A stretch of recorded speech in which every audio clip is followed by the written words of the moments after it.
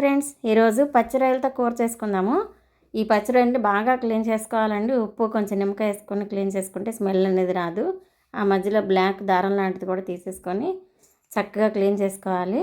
అలా క్లీన్ చేసేసి 1 కేజీ పచ్చి రొయ్యలు తీసుకొని ఒక 4 స్పూన్లు కారం, ఒక హాఫ్ స్పూన్ ఉప్పు, పసుపు వేసేసి కొంచెం హాఫ్ స్పూన్ పసుపు వేసేసుకొని కొంచెం ఆయిల్ కూడా వేసుకోవాలండి. ఆయిల్ కూడా వేసేసుకొని చక్కగా కలిపేసుకొని ఒక 15 నిమిషాలు దీన్ని పక్కన పెట్టేయాలి. ఇప్పుడు ఒక ప్లేట్లోకి కొంచెం గసగసాలు, ఒక 2 స్పూన్లు గసగసాలు, ఒక స్పూన్ ధనియాలు, ఒక 4 బాదము, ఒక 4 జీడిపప్పు, కొంచెం అల్లం, చిన్నులపాయలు తీసుకొని పేస్ట్ చేసుకొని పక్కన పెట్టేసుకోవాలి. ఇప్పుడు 5-6 పెద్దలపాయలు, ఒక 5-6 పచ్చిమిరపకాయలు తీసుకోవాలండి. ఇవి కూడా సన్నగా పేస్ట్ చేసి పక్కన పెట్టేసుకున్నాము. ఇదిగోండి 15 నిమిషాలు అయిపోయింది, చక్కగా నానిపోయింది. కూర చేసేసుకుందాము. పొయ్యి మీద గిన్నె పెట్టేసుకొని కొంచెం ఆయిల్ వేసేసుకోవాలి.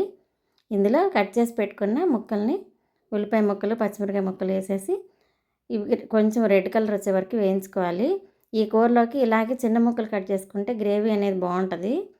ఇప్పుడు మనం కలిపి పెట్టుకున్న రొయ్య ముక్కలను దీనిలో వేసేసుకోవాలి.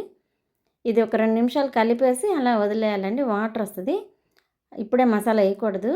ఈ వాటర్ అంతా ఎగిరిపోయిన తర్వాత ఇదిగోండి 2 నిమిషాలు అయిపోయింది. ఇట్లా మూత పెడితే వాటర్ వస్తుంది.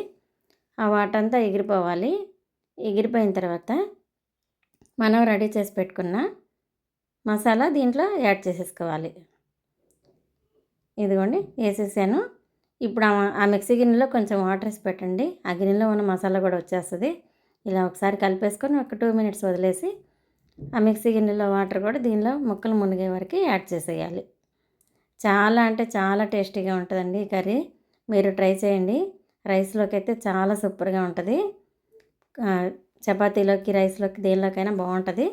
ఇదిగోండి సూపర్గా రెడీ అయిపోయిందండి కూర. ఇప్పుడు ఒకసారి ముక్క చూడండి, చక్కగా ఉడికిపోయింది. చూసారా మెత్తగా? ఇదిగో చాలా సూపర్గా వచ్చిందండి. ఇప్పుడు మనం 2 స్పూన్లు గరం మసాలా, కొంచెం కొత్తిమీర వేసేసుకొని 1 నిమిషం ఉంచేసుకొని స్టవ్ ఆఫ్ చేయడమే.